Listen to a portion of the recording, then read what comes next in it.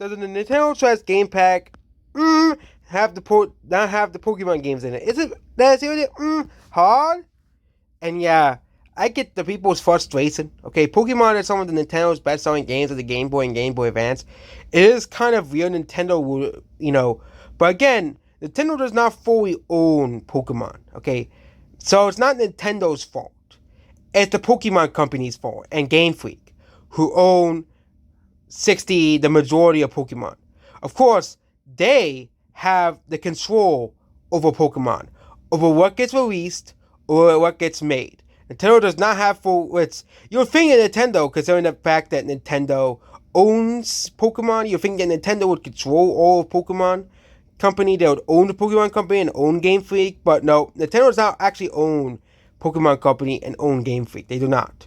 Game Freak is an independent developer separate from Nintendo, and Pokemon Company, of course, is the Pokemon Company.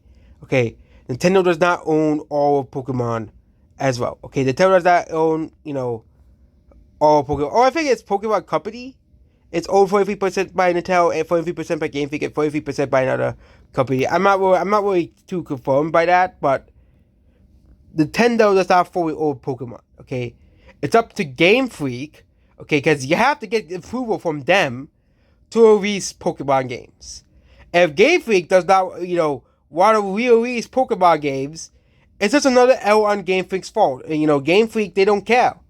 They could easily put Pokemon to promote the Nintendo Game Boy and Game Boy Advance, considering the fact that those games made those consoles.